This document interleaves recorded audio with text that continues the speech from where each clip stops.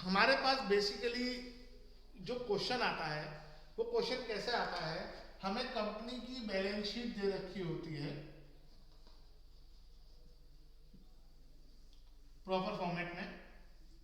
तो proper format कहता है कि यहाँ नोट, यहाँ पर्टिकुलर होगा, यहाँ नोट नंबर होगा, यहाँ करंट ईयर की अमाउंट होगी और यहाँ प्रीवियस ईयर की अमाउंट होगी। तो हमें कैश फ्लो स्टेटमेंट जो है और कुछ एडिशनल इंफॉर्मेशन भी होगी बैलेंस शीट के नीचे, नोट्स टू अकाउंट्स होंगे, सब होगा, पूरी प्रॉपर बैलेंस शीट होगी और नीचे कुछ एडिशनल इंफॉर्मेशन भी होगी। तो हमें इस जानकारी की मदद से कैश फ्लो स्टेटमेंट बनाना है। यानी बैलेंस शीट की डिफरेंट हेडिंग्स में जो चेंज आ रहा है उनकी मदद से हमें ये कैश फ्लो स्टेटमेंट बनाना है। तो मैं एक एक करके उन्हीं ट्रांजेक्शन्स को डिस्कस करता हूँ, फिर हम क्वेश्चन करेंगे कि क्या पॉसिबिलिटीज है। सबसे पहले हम बात करते हैं इक्विटी शेयर्स की।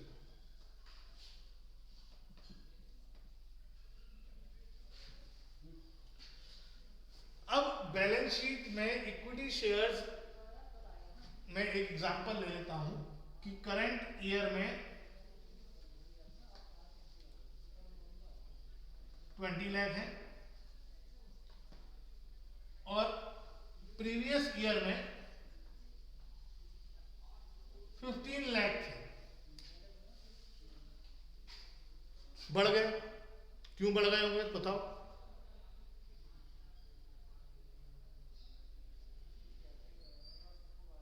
क्यों बढ़े होंगे? 15 लाख से 20 लाख शेयर कैपिटल अपने आप कैसे हो जाएगी?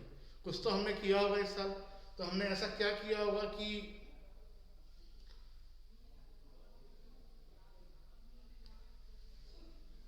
शेयर्स बढ़ गए?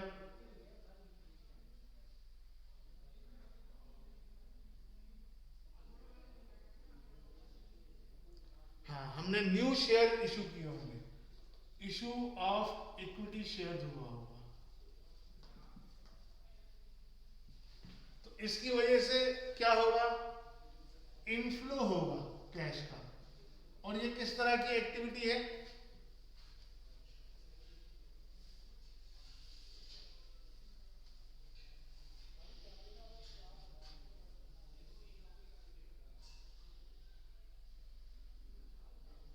तीन ऑप्शन है हमारे पास, ऑपरेटिंग, इन्वेस्टिंग, फाइनेंसिंग।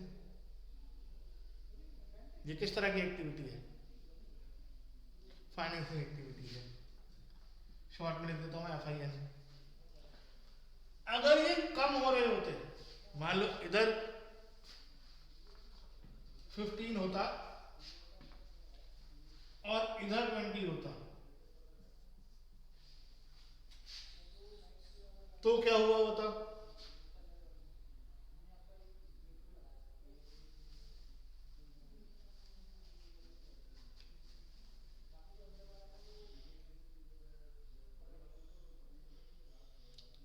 नहीं, फोर फीचर नहीं। फोर फीचर तो शेयर में दिखा जुड़ता ही नहीं है, बैलेंस शीट में ऐसे आता ही नहीं है।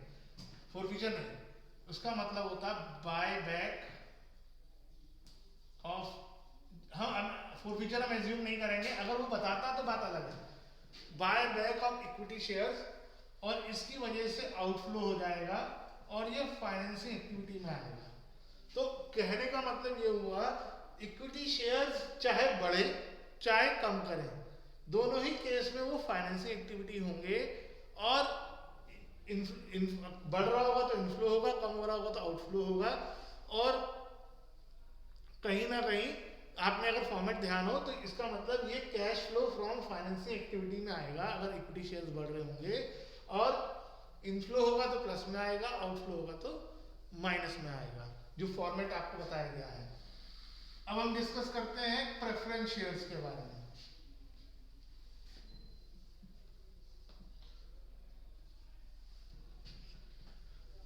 तो प्रेफरेंस शेयर्स, अगर, अब मैं एग्जांपल तो समझा दिया कैसा हो सकता है, अब मैं एग्जांपल दोबारा नहीं दे रहा हूं। प्रेफरेंस शेयर अगर इंक्रीज हो रहे हैं तो इसका क्या मतलब हुआ?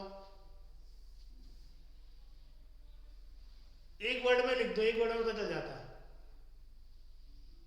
पूरा लिखने की जरूरत नहीं है। अगर प्रेफरेंस शेयर बढ़ रहे हैं तो इसका क्या मतलब हुआ? इशू।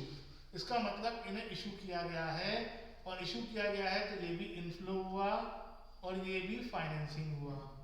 अगर डिक्रीज हो रहे हैं तो डिक्रीज हो रहे हैं, इसका मतलब भी एक शब्द में आ जाएगा, बिल्कुल सही, रिडम्पशन। इसका मतलब ये रिडीम हो रहे हैं और ये आउटफ्लो हो गया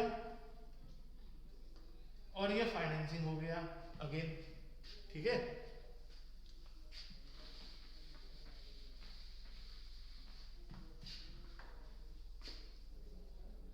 डिवेंचर्स, डिवेंचर्स अगर इंक्रीज हो रहे हैं, डिक्रीज हो रहे हैं, इंक्रीज हो रहे हैं तो इशू, और डिक्रीज हो रहे हैं तो रिडम्पशन। इशू करेंगे तो पैसा आएगा इनफ्लो, रिडीम करोगे तो पैसा जाएगा आउटफ्लो, और ये दोनों ही फाइनेंसिंग का पार्ट हुए।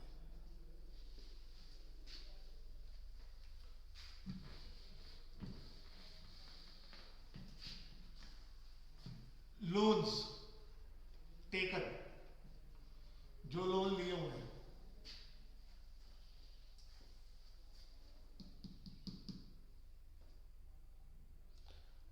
अगर लोन इंक्रीज हो रहा है, मैं इसे बैंक लोन वर्ड लिख देता हूं सिर्फ, तो आपको क्लियर हो जाएगा। बैंक लोन, जो लोन हमने लिया हुआ बैंक से, इंक्रीज हो रहा है तो इसका क्या मतलब हुआ, डिक्रीज हो रहा है तो इसका क्या मतलब हुआ। इंक्रीज वाला बताओ पहले। इंक्रीज का मतलब, हाँ, लोन टेकन सिंपल, या लोन बोरोड। लोन टेकन जो होगा उसमें पैसा इनफ्लो करेगा, और ये एक फाइनेंसिंग एक्टिविटी हम पहले भी डिस्कस कर चुके हैं। लोन डिक्रीज हो रहा है तो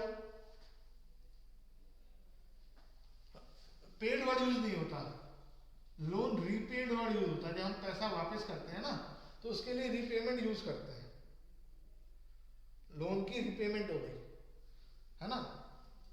तो ये आउटफ्लो हुआ और ये भी एक फाइनेंसिंग एक्टिविटी हुई।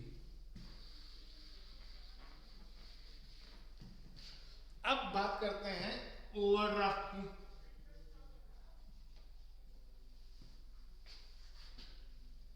ओवरड्राफ्ट अगर इंक्रीज हो रहा है तो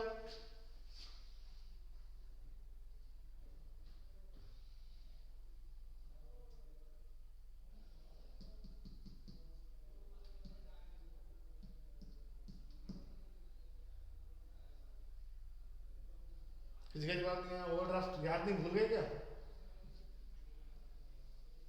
नहीं, मनी विड्रॉन नहीं है ओवरड्राफ्ट। ओवरड्राफ्ट भी एक तरह का बैंक से लिया हुआ लोन होता है, बस शॉर्ट टर्म होता है, ये लॉन्ग टर्म नहीं होता, ये आपको लेस देन 12 मंथ्स के लिए मिलता है।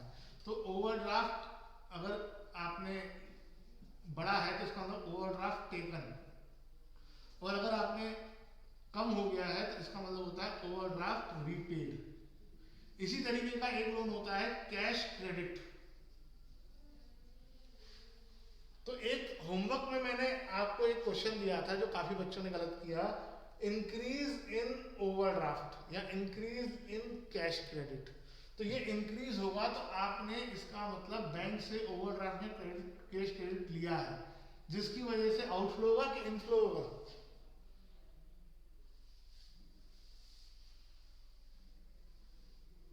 इनफ्लो होगा, गुड। और ओवरड्राफ्ट रीपेड का मतलब आपने पैसा दिया है तो ये आउटफ्लो हो जाएगा, और दोनों ही केस में ये फाइनेंसिंग एक्टिविटी होगी।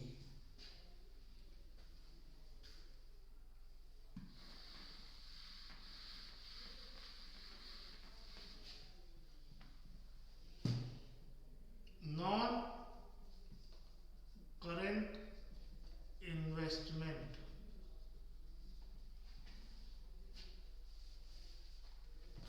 ये भी इंक्रीज हो सकती है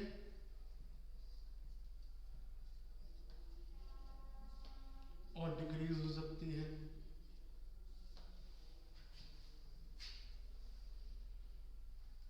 तो अगर इंक्रीज हुई है तो उसका क्या रीजन है?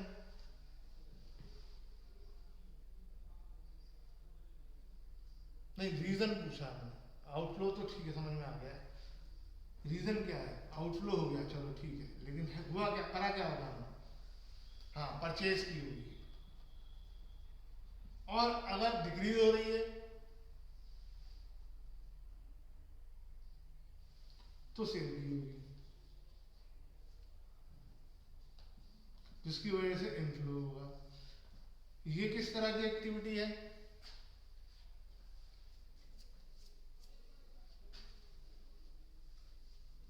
इन्वेस्टिंग एक्टिविटी है, चाहे इनफ्लो हो चाहे आउटफ्लो हो, चाहे सेल करो चाहे परचेज करो, दोनों ही केस में ये जो है हमारी इन्वेस्टिंग एक्टिविटी है।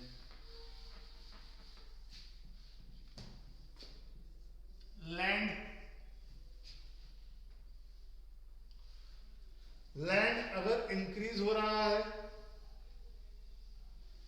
तो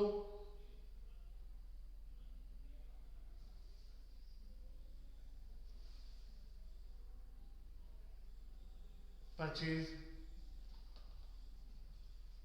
और डिक्रीज हो रहा है तो सेल। परचेज की वजह से आउटफ्लो और सेल की वजह से इनफ्लो। ये किस तरह की एक्टिविटी है?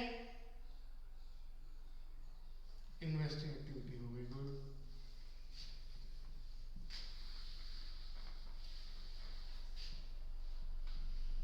मशीनरी,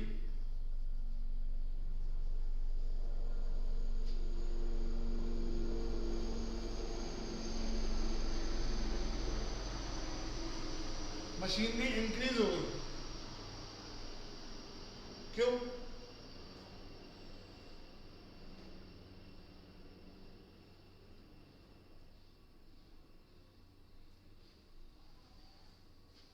इंक्रीज होने का रीजन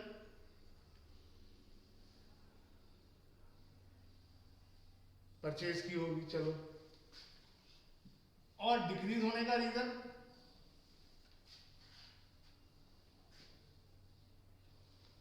और कोई रीजन नहीं हो सकता? हाँ, दो रीजन है, सेल भी और डेप्थ भी। लैंड पर डेप्थ नहीं लगता, ठीक है? तो क्या इंक्रीज होने के भी दो रीजन हो सकते हैं? सेल होने के दो रीजन है, सॉरी डिक्रीज होने के दो रीजन है, तो इंक्रीज होने के भी दो रीजन हो सकते हैं?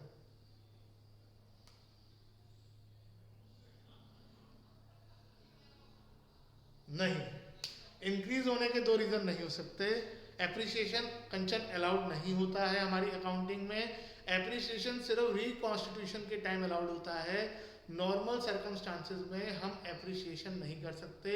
हमारा हिस्टोरिकल कॉस्ट कॉन्सेप्ट चलता है जो कहता है कि हमें अपने फिक्स्ड एसेट्स को हमेशा जितने में उसे खरीदा है माइनस डेप्थ, बस उसमें दिखा सकते हैं, हम प्लस नहीं कर सकते। हम अपने एसेट्स को, फिक्स एसेट्स को एप्रिशिएट नहीं कर सकते हैं। डेप्रिशिएशन अलाउड है, एप्रिशिएशन अलाउड नहीं है। नॉर्मल सर्कमस्टांसेस में एप्रिशिएशन नहीं होता है, सिर्फ रिकॉन्स्टिट्यूशन। क्योंकि हमने पार्टनरशिप का सिर्फ रिकॉन्स्टिट्यूशन पढ़ा है तो इसलिए हमने एप्रिशिएशन पढ़ लिया, लेकिन नॉर्मल लाइफ में लास्ट ईयर तक हमने एप्रिशिएशन कभी नहीं किया, डेप्रिशिएशन जरूर करा। हमने एसेट को कम जरूर करा, कभी बढ़ाया नहीं था। कभी आपने ट्रेडिंग पीएल अकाउंट में बढ़ाना नहीं सीखा था, बैलेंस शीट में कभी बढ़ाकर लिखना नहीं सीखा था लास्ट ईयर तक। इस साल हमने रिकॉन्स्टिट्यूशन पढ़ा है तो उसमें सीखा है, तो एप्रिसिएशन नहीं होता। तो बढ़ने का सिर्फ एक ही कारण है, इंक्रीज का परचेज, जो कि एक आउटफ्लो है, जो कि एक इन्वेस्टिंग एक्टिविटी है। सेल इनफ्लो है और ये भी एक इन्वेस्टिंग एक्टिविटी है। डेप्रिसिएशन, डेप्रिसिएशन क्या होगा, एक आउटफ्लो या इनफ्लो? डेप्रिसिएशन नो फ्लो होगा। तो जब ये नो फ्लो है तो ये किसी भी तरह की एक्टिविटी नहीं रह रही, फिर तो यार ना ये ऑपरेटिंग एक्टिविटी है, क्योंकि हमें इस चैप्टर में कैश फ्लो एक्टिविटी से मतलब है। ये एक तरह का नॉन कैश एक्सपेंस है बिजनेस का। नॉन कैश एक्सपेंस, ये किसी भी तरह की एक्टिविटी नहीं है, ये नॉन कैश एक्सपेंस है। जिसमें फ्लो नहीं होता है वो किसी भी तरह की एक्टिविटी नहीं हो सकती, क्योंकि एक्टिविटी का मतलब है cash flow from operating, cash flow from investing, cash flow from financing. Cash flow word भी बहुत इंपॉर्टेंट है, ठीक है। अब एक लास्ट में और डिस्कस करने जा रहा हूं, फिर हम रिमाइंडर करेंगे इस चैप्टर का। गुडविल, गुडविल या फिर कोई भी इंटेंजिबल एसेट, चाहे वो पेटेंट्स हो, ट्रेडमार्क हो, इंक्रीज डिक्रीज। इंक्रीज क्यों हुआ होगा? गुडविल, पेटेंट्स, ट्रेडमार्क, कॉपीराइट्स, कोई भी इंटेंजिबल एसेट्स, ये सबके लिए कॉमन है। इंटेंजिबल एसेट्स के लिए जो मैंने मशीनरी के लिए बताया वो सभी टेंजिबल फिक्स्ड एसेट्स के लिए कॉमन है। इंक्रीज क्यों हुई होगी गुडविल?